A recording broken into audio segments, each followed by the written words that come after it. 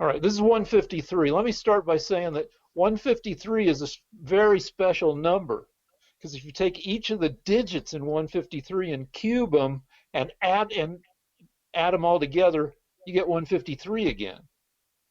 So try it. Our director was just asking us what we think about phone sex, and in this time of quarantine, and I've never had phone sex, either in quarantine or out, and I'm in favor of it, but I don't think it would work for me because I'm a difficult jizz. It takes a lot, and just saying dirty shit or seeing dirty shit over the phone, I don't think it would do the job for me. Fair enough. Um, But for other people, good job. mhm. Okay. Well, I mean, I've had sex with my sister and my mother, but I think phone sex is sick. So that's my response. Now, would you like to confess anything about your beliefs, Rick, on a policy issue? Do you mean when we were talking earlier to see if this new, slightly different setup where I said I might concede some shit? You said Uh, something. yeah, I said that. Where I've been looking at the numbers, and there are some positive signs. Um, that the average number of daily tests in the country has gone from 150,000 a day to 235,000, which is still wildly inadequate. But if it keeps trending upward and we start doing like a million tests a day, um, where in a month we could get 10% of the country tested, which is a big step towards getting a handle on it in the country. That's thing one. Thing two is for the past couple of weeks, I've been expecting the southeastern states, the old Confederacy, to explode with cases. And while cases haven't been going down, they haven't been going as crazy as I thought they would. So, maybe warmer weather does help. Maybe these states are there are plenty of places in the US and in the world where reporting is not the best. So, maybe reporting is shitty, maybe not. Um, Maybe people aren't getting, I don't know, things might not be as fucked up as I thought they'd be 2 weeks ago. So it may be possible to, start playing with don't go fucking crazy and like bowling alleys where people share shoes and sweaty ball holes. Maybe maybe not there. Um, Tattoo parlors. I don't know. Maybe there's a safe way to do that shit. Um, though I mean, you're actually touching the other person for hours at a time. But it might be possible to experiment ill-advisedly with shit and you might get lucky. I don't know, but we're going to find out because some states, particularly Georgia, are trying to open shit up. Bill Barr, I just read, and I'm not sure, is working on some kind of uh, like decree that all the states have to open up on May 1st. But I think that was probably Twitter-based fear mongering. But anyway, we got 50 states, and the states have a certain amount of sovereignty, and we're going to find out if what works and what fucks shit up. There you go. So, I momentarily forgot that Bill Barr is the Attorney General, Yeah. and his reaction, he's been called upon by uh, the bloody, uh, multiply raped carcass of the American people uh, to free them of the yoke of Democrat governors and mayors who have decided to ticket people for driving in their car alone without a mask, for leaving the house to visit a relative, um, for walking outside, literally walking outside alone with their dog without wearing a mask, for congregating with members of their own family. Yes, the Democrats have what they've always wanted, which is to be able to control everybody as much or more than they do in North Korea, the model for Democrats and their ultimate goals for the American people. Um, it turns out that the Republican governors in general are trying to open up their states because Republicans believe in freedom and Democrats believe in socialism and control.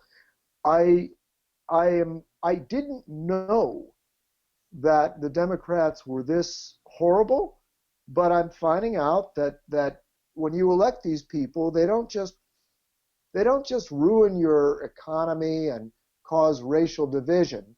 Now, given the slightest pretext, they've decided to turn their little fiefdoms into dictatorships. Now, that in spite of the information that I'm going to give you right now out of the mouth of Governor Cuomo. So it turns out that they did a sampling. Now, Rick, you're a mathematician, so you should know that it's possible to determine how many people have coronavirus by doing representative samplings.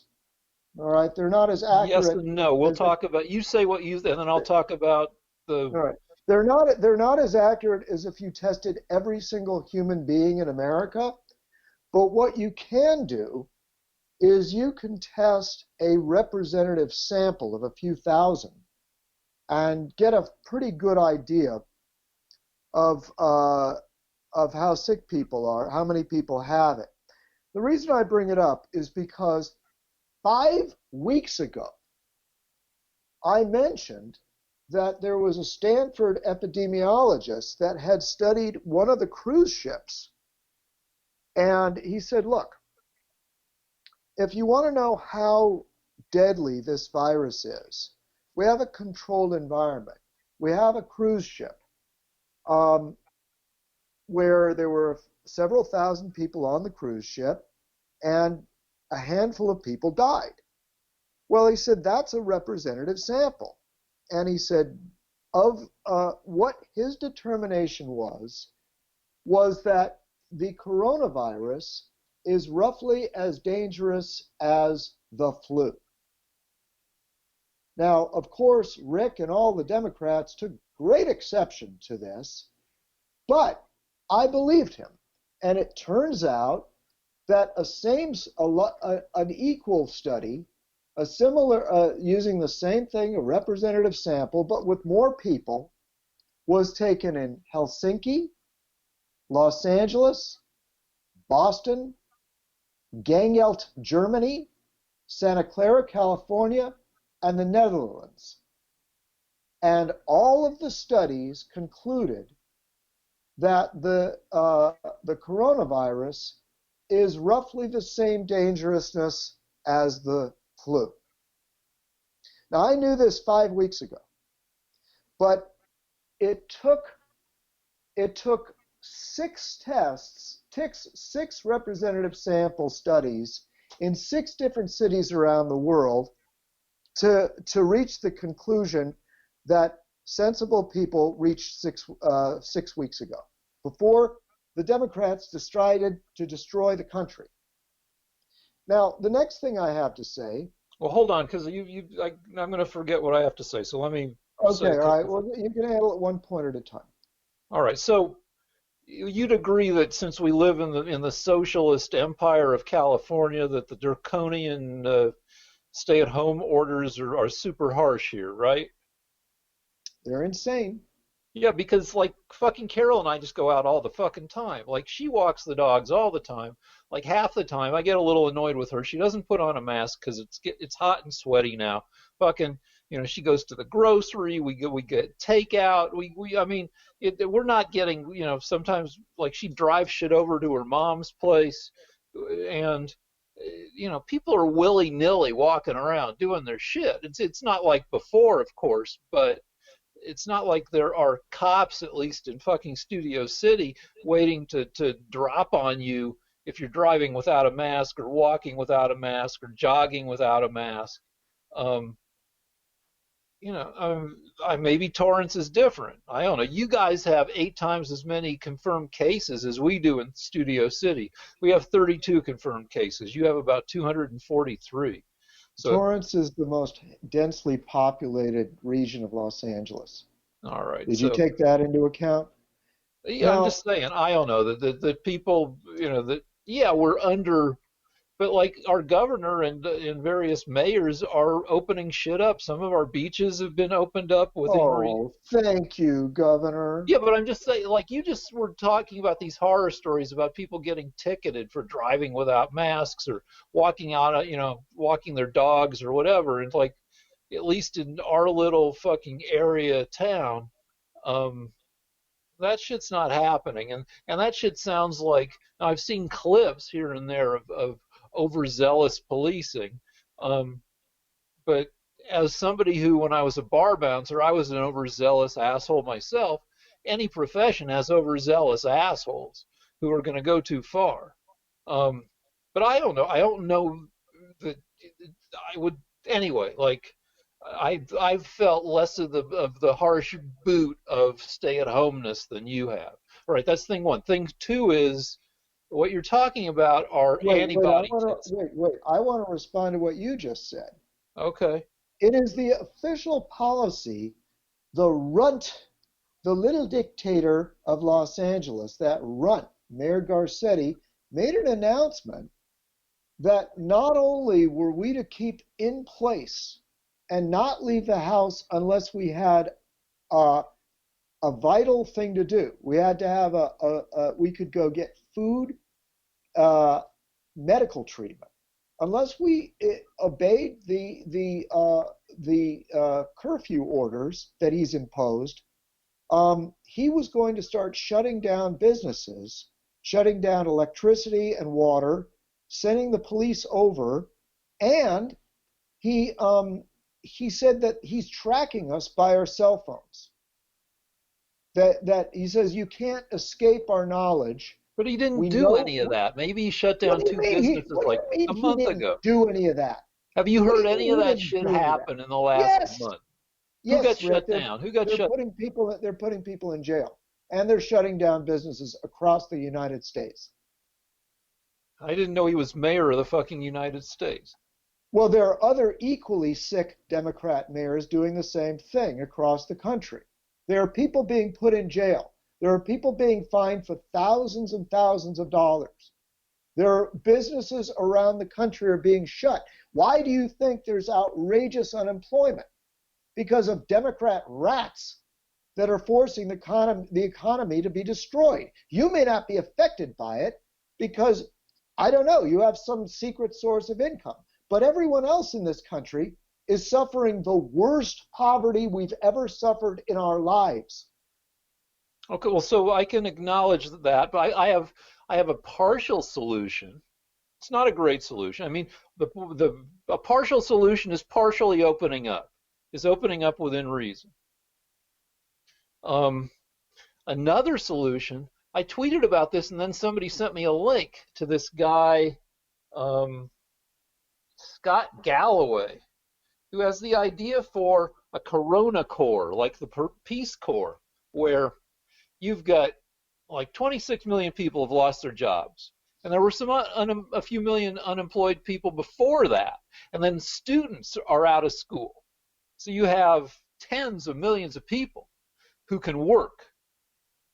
So this guy suggests, and I suggest that, I talked about there was an uptick in testing, but if we got testing up to a million and a half tests per day, which is about 6 times where we're at now, we could get a handle on who's got it, where it is, and where we can open up.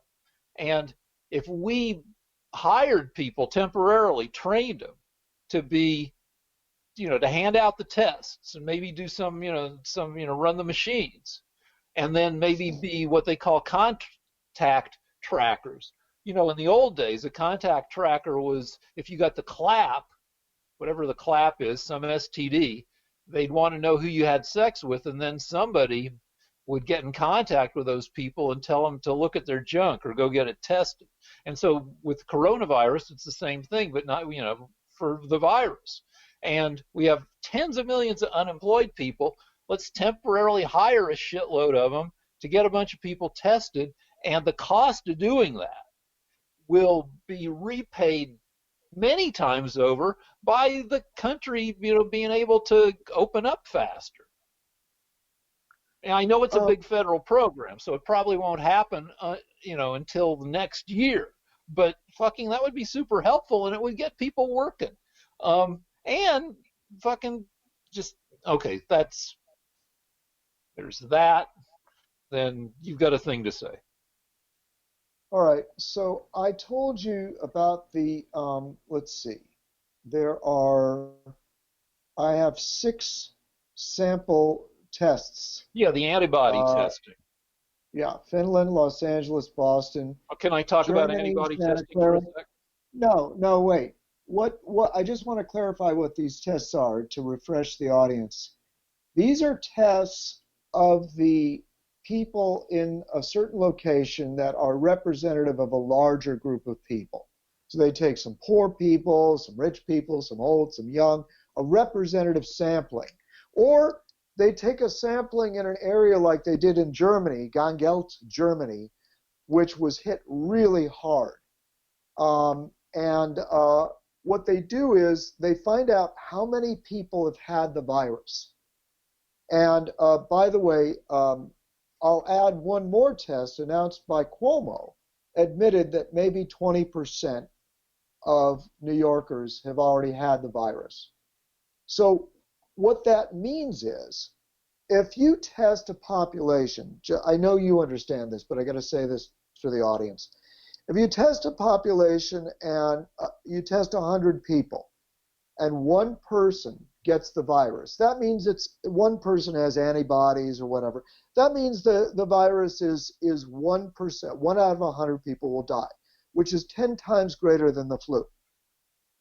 But if you test 1,000 people and you only find one person that has it, it means it's more like 1,000 to 1, right? I've said this many times, but what all of these tests, Finland, Los Angeles, Boston, Germany, Santa Clarita, the Netherlands, and New York showed is that the virus is lethal at a rate the same as the flu, roughly 1,000 to 1. 0.4% is about the average. 0.3%, 0.1%, 0.4% at most, mostly 0.2%. All right, so let me talk about So, fucking so wait, antibody so, testing. so, so just to put a cap on it, so the Democrats have ruined everybody's lives because of a normal flu season. All right, so what you're talking about is antibody testing, which is different than testing for the virus itself within your body. I guess when you get tested for the virus is when you're actively sick and they stick the swab way, way deep into your skull. They're looking for probably the virus particles themselves. But antibody testing is for when you've maybe been exposed and you don't have active virus in you anymore, but you have the cells that are your body's response to the virus, specially tailored like T cells, killer cells that have learned to look for the virus and go after it. And the thing about the tests in general, like the hydroxychloroquine trials and the antibody tests, is the first tests to get published or get released are obviously the most preliminary ones. So so I'm going to give you, don't get all pissed off that I'm giving you all these disclaimers at first, because I am, by the end I'm going to say, what if 5% of the population has had it? But first off, I got to say, everybody's saying these antibody tests are early, and because they're kind of preliminary, dealing with a new strain of the stuff, there are lots of false positives and lots of false negatives. For instance, you might get a false positive if you've been sick with other flus or coronaviruses in the same family. And I don't know what the families are exactly, but you can get false positives.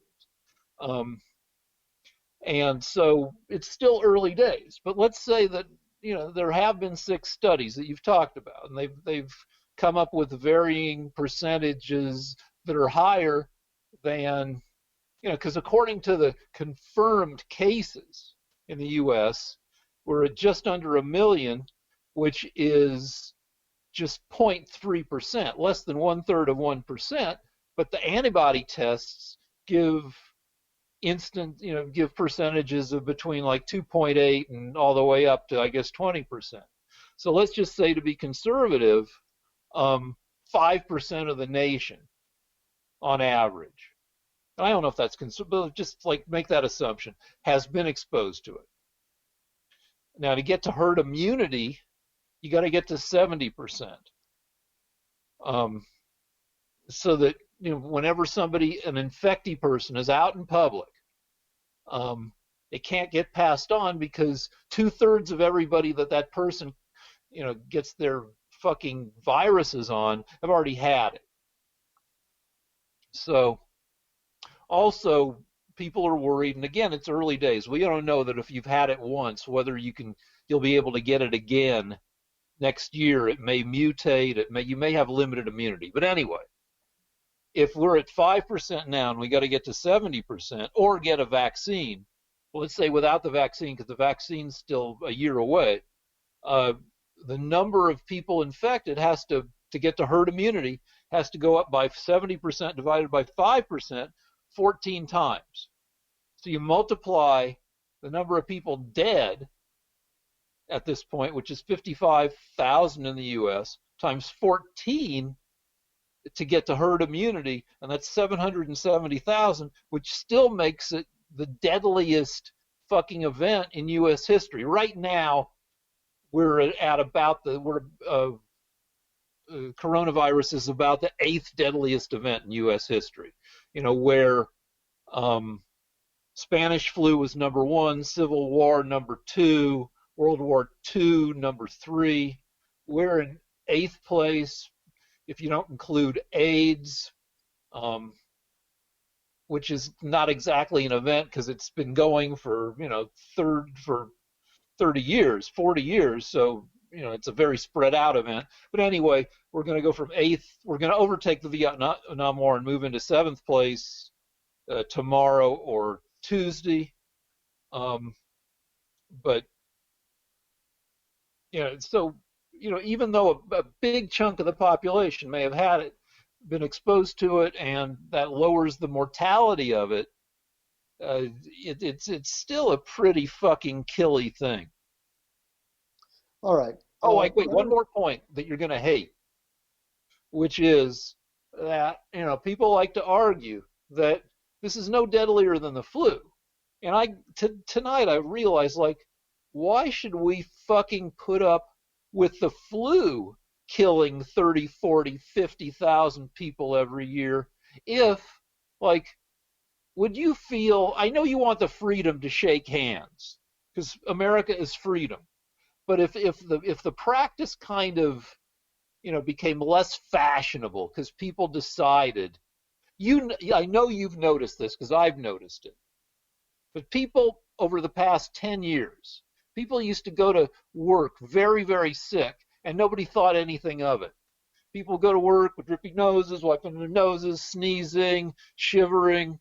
In the year 2000, people just went to work sick and sucked it up.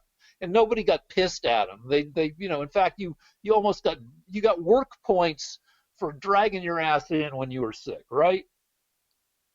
Yeah, All right, but you've noticed over the past 10 years, 20 years, people get more and more pissed if you show up with symptoms. People will give you the side eye or just give you shit right in your face if you're sneezy at work. People have gotten much more protective, like just go home, go home. It's the deal now. People are much more, and especially now. I mean, that'll never go back to the way it was after this shit. And so I would argue that similarly, maybe people are just gonna, the handshake may go the same way as every man wearing a hat. If it was part of your business suit, or every man wearing an undershirt, which went away in the 1930s. Handshakes may go away, and I don't think that's that big a loss. And so, like, I'm wondering if some reasonable shit, if just staying home when you think you might be sick and not handshaking, if that cuts down the number of flu deaths every year by 30%, then maybe that shit's worth it. Um, and one more thing is, life used to be cheaper. In the 1930s, there weren't any fucking seatbelts. There certainly weren't any airbags. Um, People died sooner. Now, fucking people live much longer and they have better quality of life into their 70s and sometimes their 80s. So, and we've become more risk averse. So, the idea that we have to put Rick, up Rick, with you're people. making too many points. I All can't right, the respond deal to is, all I'm this. just saying that that our national behavior may be permanently changed, where we're not going to turn into fucking Japan, where where on every subway car there are 8 people wearing masks just because it's Tuesday. But we may become more conscious of of washing our hands more, not handshaking, and that's maybe not a bad thing overall. Got it. Okay. All right. Now, you did some very fancy math about how the test I just told you, there were 7 tests: New York, Helsinki, Los Angeles, Boston, Gangelt, Germany, Santa Clara, California, and the Netherlands, that all showed that this is the same mortality rate as the normal flu. And somehow you extrapolated that out to 700,000 people dying. No. What those studies show is that we have ruined the American economy for the flu, for something as bad as the flu, something that happens every year. That's what those studies show. That we freaked out because we found a virus that we weren't familiar with. We didn't know enough about it. We didn't know how lethal it was. We thought maybe it could kill 5%, maybe it was 50%. People didn't know where it came from exactly, and so people have panicked. And maybe there is a justification at the very beginning for people overreacting. But my point is, now that we know this, what I knew 6 weeks ago, now that we know that this is no more dangerous than the flu, then we should act accordingly. We should, and by the way, not only do I know this, but so do all the Democrat governors and mayors know this, that we can safely open up the country and it will have the same number of deaths that you have during a flu season, which was acceptable for the past 100 years. That's my first point. The second point is this. It turns out that locking down is a very questionable value. And part of the reason is that the states that had loose lockdown rules, like Florida, have almost the same death per million. They go to the coronavirus statistics of Sweden because they're right there. They're on the worldometer. Anybody can see them. Yeah, yeah. So here is a country that did not lock down at all. They observed normal common sense precautions.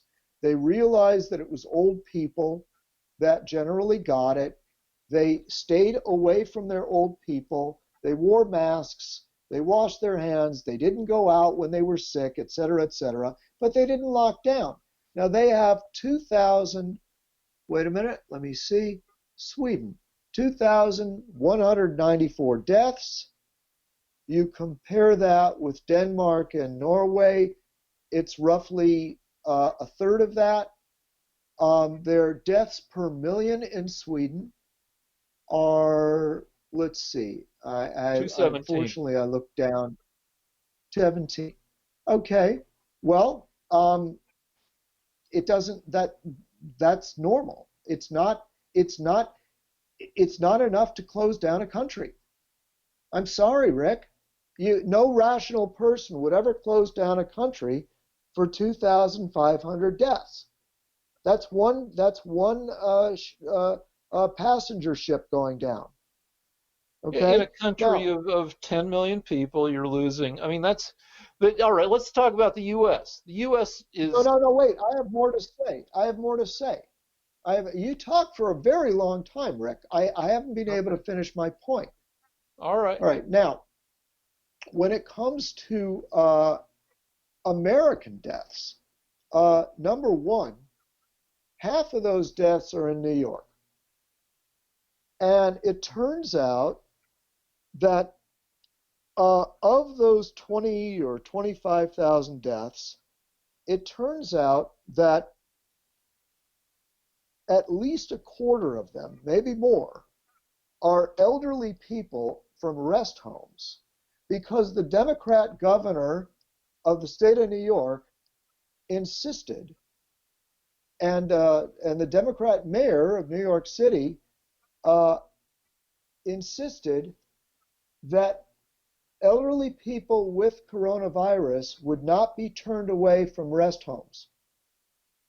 So what happened is, by state edict, elderly people with coronavirus were put into these rest homes, and by Cuomo's own words, they acted like fire to dry wood, and and coronavirus spread like wildfire through the rest homes, killing the majority of people or near majority of people that have died in New York. Wait, where were these people before they were in the fucking rest homes?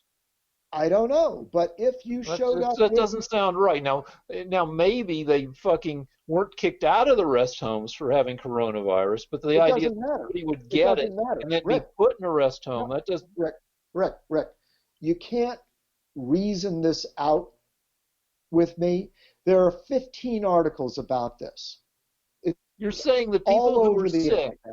got put into rest homes. Who had coronavirus? Yeah. If you showed up, if you showed up on a gurney with coronavirus, you were excluded by law from turning that person away from your rest home. And guess what? They kept doing it. They're still doing it now. And therefore, of that many thousands of people think at least 3,500 people were killed in rest homes in New York because of the Democrats wanting to be, I guess, inclusive. They didn't want to be discriminatory. I don't know. No one really knows. Now, um, now here's the interesting thing. I anticipated you might want to fight me on this. So I will tell you this much. The governor is trying to blame the individual rest homes. He's trying to say, well, they didn't have to. They could have called us and said they didn't want to. But I remember the edict. What's really amazing is an art teacher working in Torrance, California. I remember reading about it a month ago. And I remember thinking, wow, that's an amazingly stupid idea, Governor Cuomo.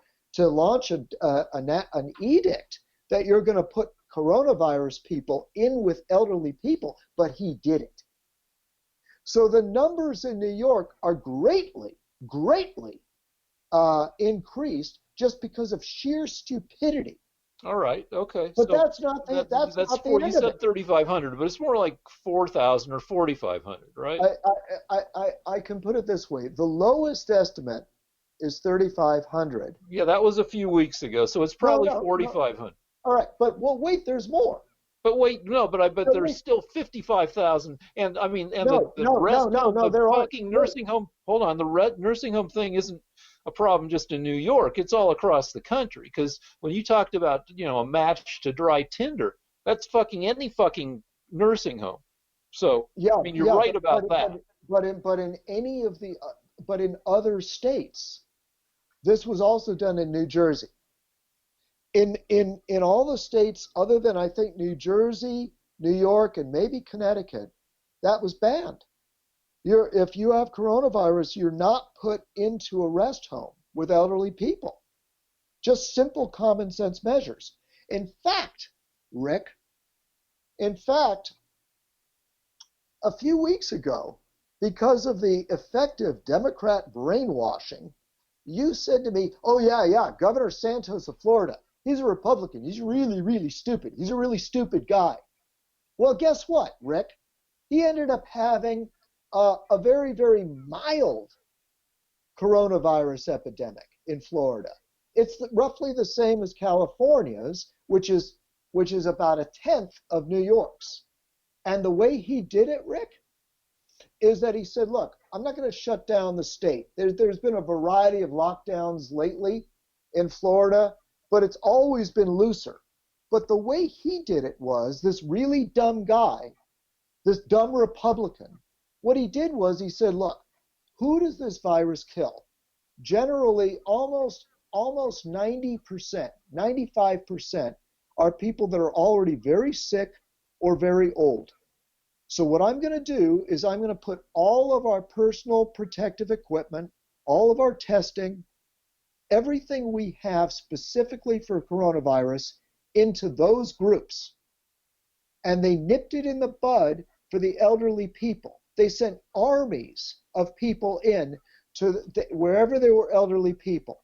And they kept it from spreading to the elderly people. All right. Well, And Florida today, under wise Republican leadership, is opening up their state. well, if it works, he's not so stupid. Now, Thank you. we have 40 million here. Florida has 21 million. No, So, but I'm saying deaths per million. We yeah. have So, they have about 50. We have about 40. yeah. All right. So, we'll fucking see in the next few weeks. I've been surprised that Florida hasn't exploded. So, we'll fucking see. Um, what was I going to say? Oh, but all right. Here's what's going on with. All right. So, on the one hand, flu has been responsible for three or four of the top 10 killiest events in U.S. history, including what's probably number one, which is the Spanish flu of 1918, 1919. There was also the pandemic of 1957, which killed maybe 70,000. No, it killed The 100. No, it killed 116,000 people. 116,000 people, and we did not lock down. Well, the estimates vary from 70 to 116. Then there was 1968, which killed somewhere in the range of 100,000. So I mean, flu can kill a lot of fucking people. Right now, for the past 3 weeks or so, we've been losing 2,000 people nationwide have been dying a day. That if that simmers down, maybe it goes to 1,500 a day. We hit 100,000 dead. If we're lucky, not till the beginning of June. Um, by July, August, we're at 140, 150,000. It's still a very fucking killy thing, just based on how many people are dying per day from the shit. So it could end up being the second killiest pandemic in U.S. history without trying much harder than it's already been. Um, Well, another issue on that is false reporting. Um, it turns out that hospitals get paid more if the person died from coronavirus. Every time a hospital has a patient that dies from coronavirus, they get $40,000 from the government. Now, there are two, how does that work? What's the reasoning there? I don't know, but I read the article and that's what it is. It's a reputable paper. Now, here are three ways that false reporting is occurring. The CDC and one of those doctors, the female doctor that talks with, Burks? Is it Burks? Yeah, Yeah, the scarf yeah, lady? yeah, Scarf Lady. The CDC and Scarf Lady have said that if a patient dies and they have coronavirus in their system, then they go down, they're counted as a coronavirus victim. That's what killed them. So what's happening is people are going in because they're 98 years old and they have diabetes or they have some kind of stroke or whatever. And as they're being read their last rites, if they see in the blood that there was coronavirus, they're listing that death as a coronavirus death. Now, this is not my imagination, Rick. There's more. According to some estimates, some policies, including the policy in New York, if you have if you have symptoms similar to coronavirus, that is diarrhea, breathing problems, uh, bad headaches, terrible breathing problems, and you die, even if they don't have proof, even if they did not test you for coronavirus, the CDC has advised them, and the New York City has advised the doctors to list the death as coronavirus. All this means that the estimates of people dying from coronavirus are exaggerated, and nobody knows the exact number, but they're not as high as you think. Okay, That's the so conclusion. so that goes both ways. I will agree with you that nobody knows the exact numbers, but there are plenty of reasons why. And if you Google coronavirus underreporting, you'll see articles that mention the ways in which it gets underreported. That if, for instance, we've talked about it going wild in nursing homes, and if it's killing a bunch of old people in nursing homes, and some of these nursing homes get just overrun with dead people, and also New York fucking City was overrun with dead people. A lot of those dead people, well, now they kind of got caught up in New York, where they listed a bunch of probables, but when shit's going crazy, or when people are just dead by the bunches, a lot of those people don't get tested, and it's in the nursing home's interest to not, if they can get away with it, to not include those people as coronavirus deaths because they don't. So, I mean, there are also there until well, even now there's still an extreme shortage of testing. So it's still, and also people die at home. There are plenty of ways for people to die of coronavirus, but and hold on, without getting included in the dead by coronavirus tally. But I'll give you this. Let's say the over-reporting somehow wins, though I doubt that. So let's fucking subtract 10% or 15%. Um, so take 10% off of 55,000, you're at 50,000. And in 2 months we'll be at over 100,000. So subtract 10%, you're at 90,000. You've still got a highly fatal fucking event. Um, and one that will. I was just looking. There's a guy I follow on Twitter who's is a super good statistician who thinks that we're not going to get away with fewer than 200,000 deaths. Um, and I don't know. I mean, if you look at Spanish flu, It if this thing follows the same course as Spanish flu, we're still, like a year and a half away with largely being done with it. Um, Why do you insist on comparing 21st century medical technology to 1917 medical technology, Rick? Yeah, a you know couple, that well, doesn't a make any couple of sense. reasons. One is all the dead people we have. Two is that that for all the advantages we have some disadvantages. And we've talked about this. Some of the advantages we have are getting the word out super fast. The word traveled via telegraph and newspaper in 1918. Fucking now, shit travels. Say again? Yeah, yeah. Well, in one sec, but let me finish this. All right. I mean, the major thing we have, the advantage we have that we have therapeutics, but the therapeutics aren't that great because it's a fucking virus. The major advantage we have is eventually we'll have a vaccine, which we didn't have 100 years ago. But the vaccine, everybody's saying, is still like, if we're lucky, like 10 months away. Um, and vaccines aren't always 100% effective. So so anyway, our director just asked, um, what about people are doing studies that show that poor people and minorities are dying at a higher rate from this shit than rich white people. And there are, several obvious reasons for this. One is that, poor people are less likely to get uh, comprehensive medical care.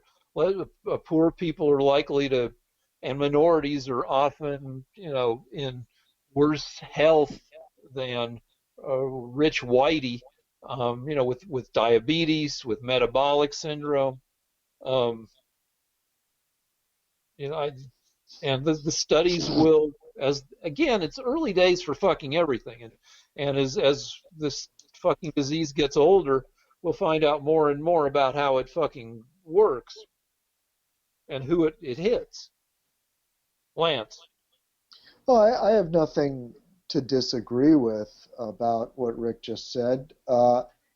And because of that, Trump has announced a few days ago that he was diverting massive resources to areas that were harder hit.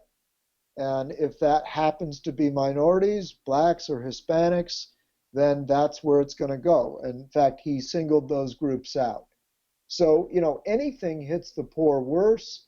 And just as you would divert your resources to elderly people, you should also divert your resources to any poor area. So that's what Trump plans to do.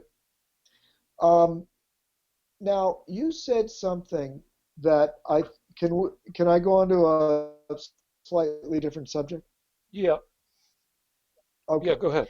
Now, I've been trying to say from the very beginning, um, a lot of people,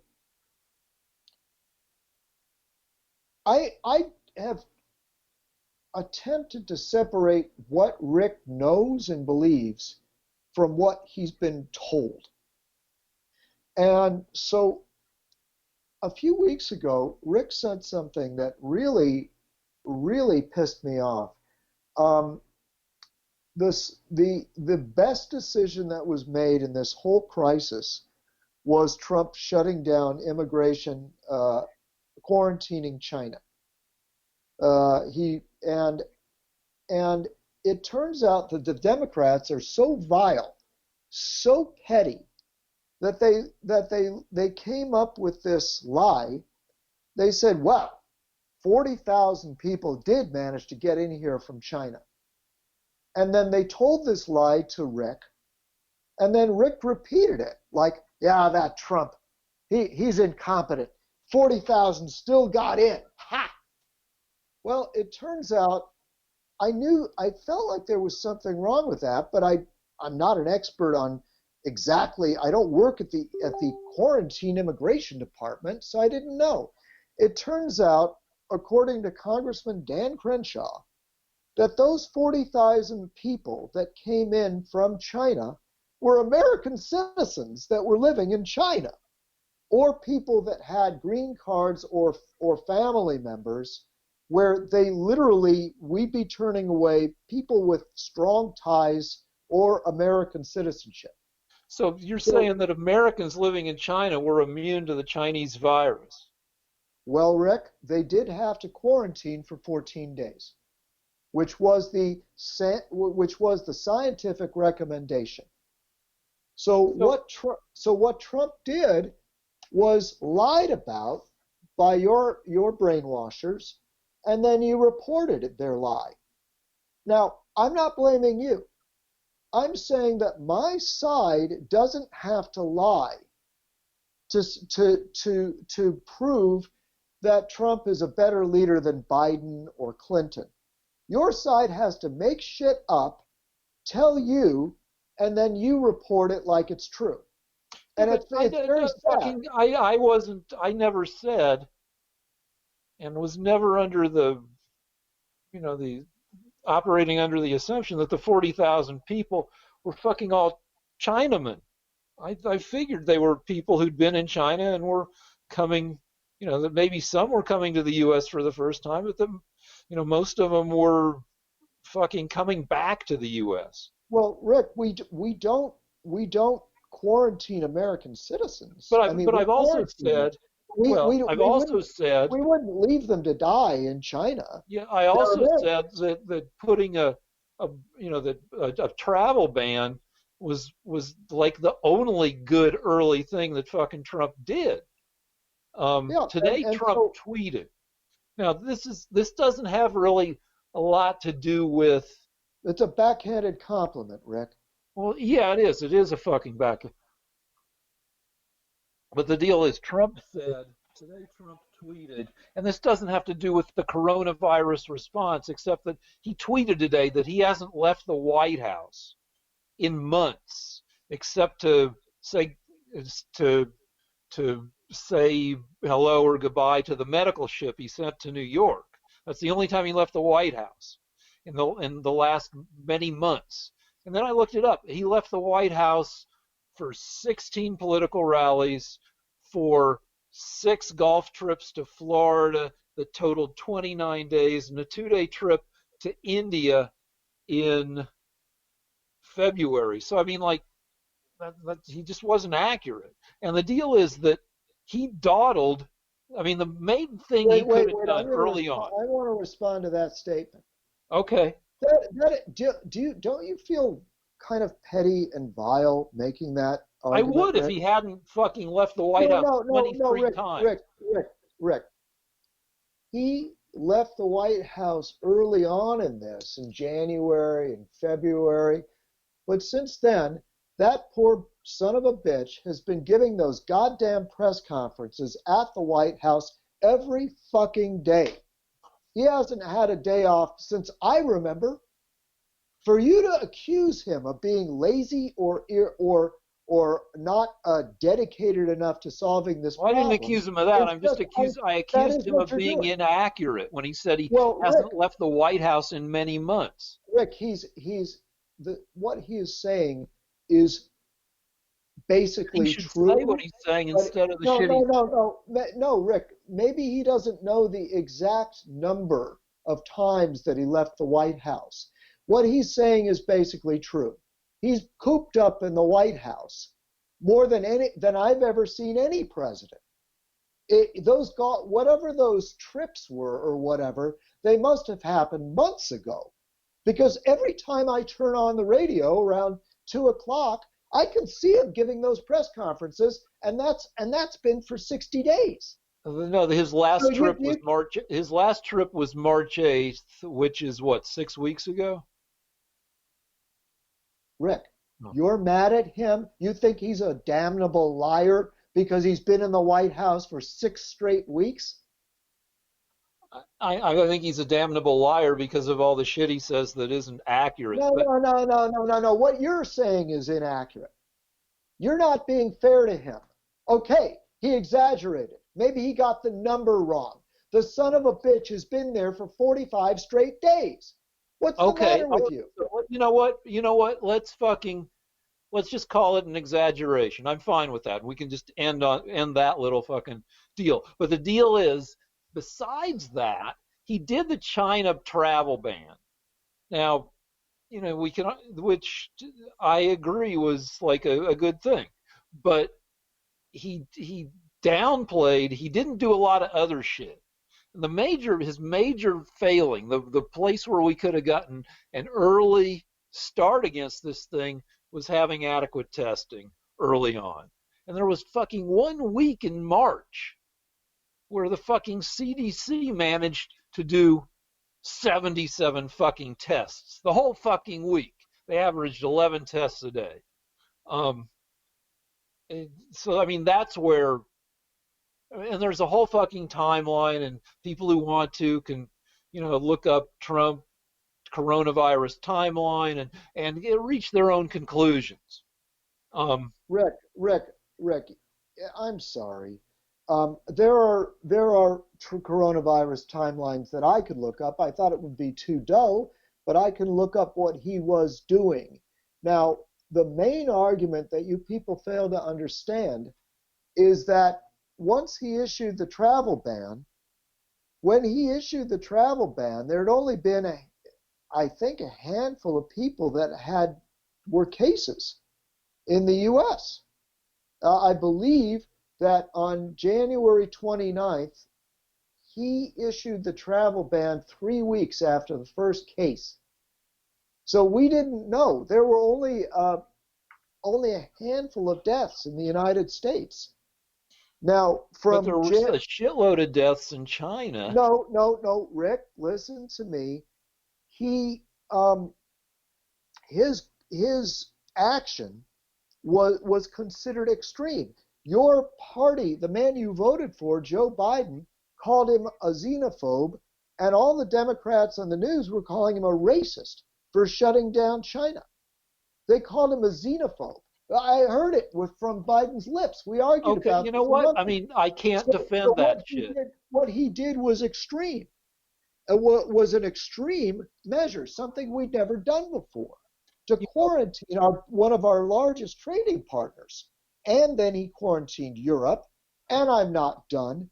The thing you fail to understand is that the CDC was not prepared for something like this.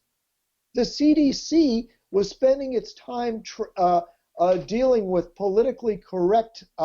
They were worried about why there were more cases of obesity in racial minorities. The CDC didn't have tests for this. They didn't know what to do.